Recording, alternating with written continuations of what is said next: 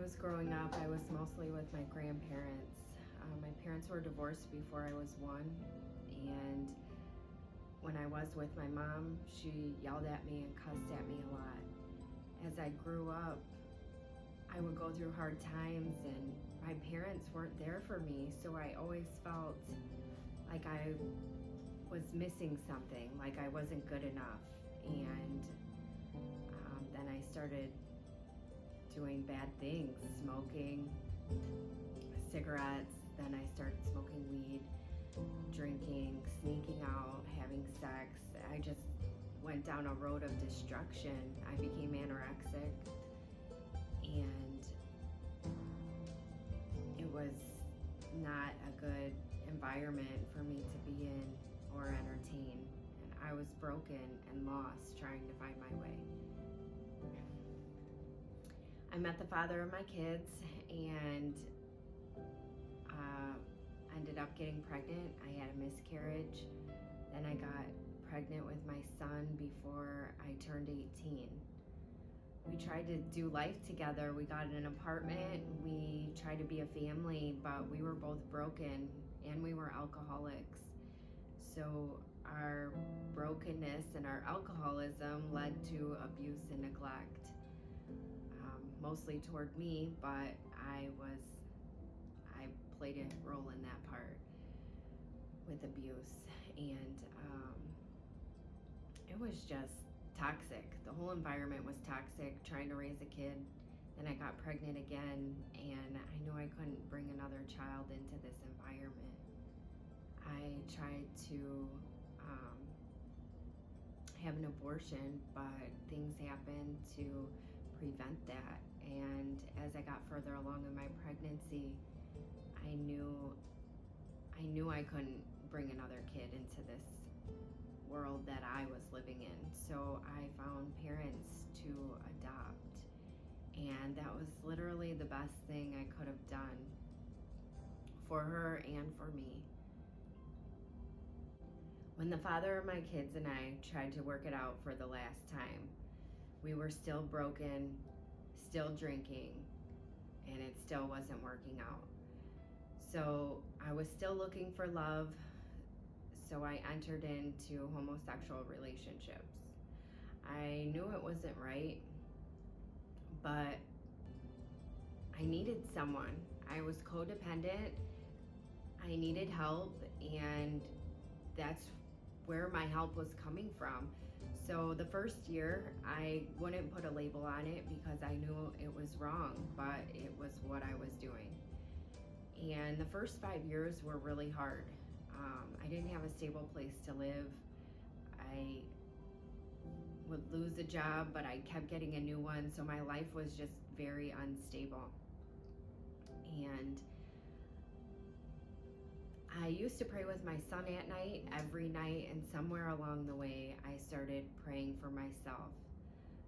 I finally got a stable place to live, a stable job, and life seemed good, but it still wasn't enough. So I was praying, partying, living my life, but praying to get a house, and it finally happened. Things happened just in the right timing to enable me to get a house. And I thought life was great. I had the American dream, a house, a car, a family, but it wasn't fulfilling. It wasn't enough. It wasn't right in my spirit. So I started coming to church. And one Sunday I got offended at the message and I stopped going to church. I tried to go to other churches, but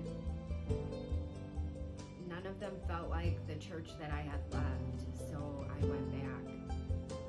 And I just kept praying and seeking the Lord. I came to a worship night on Friday, and I went to the altar call, and the pastor prayed over me, and she told me I was brand new. I was not the person I walked in as. I was new in Christ. And I screamed and cried so loud as she was speaking these things over me and praying for me.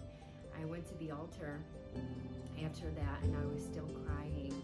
And this lady put her hand on my back and said, "The Lord wanted me to tell you, in a few years, you're going to look back and you're not going to believe this was your life." At that moment, in my crying, I was like, yeah, right. Yeah, right. But it was the truth. And that was my changing point in my life. I didn't realize after that I was going through a horrible spiritual battle at home because Jesus was happening. And it got to the point where I knew I had to leave my life. I packed my bags and I left.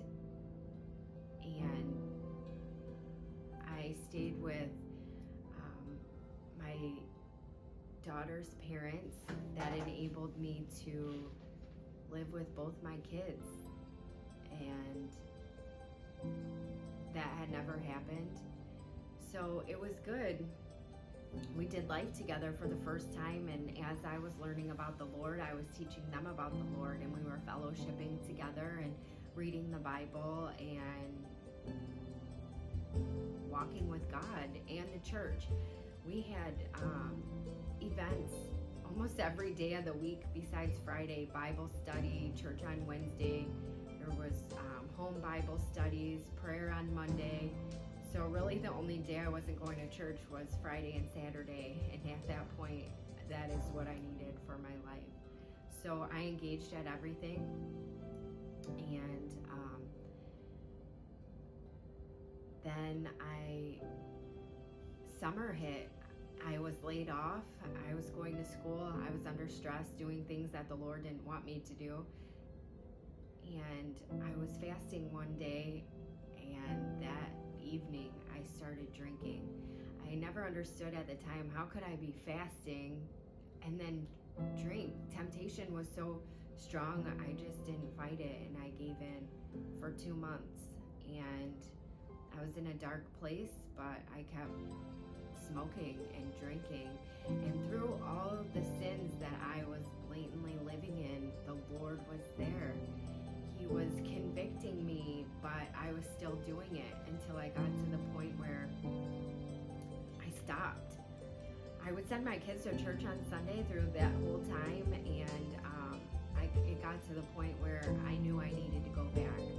So I stopped doing everything. I went to church. I confessed my sins, and no one looked at me any differently. No one treated me any differently. They loved me. They welcomed me, and I have been walking this walk ever since, and it has been so great and so amazing. Even in the hard times, I have my church family to help me understand what I was going through, or just support me through it, and it was really what I needed. I could have never done this on my own, even with the Lord. I needed people, and they were my people, and they loved me. And I have grown so much, but I am still growing and still maturing. And I just love my life with the Lord so much than any of the life I ever lived before that never fulfilled me, but He does, and He is healing my heart. And it is just an amazing journey.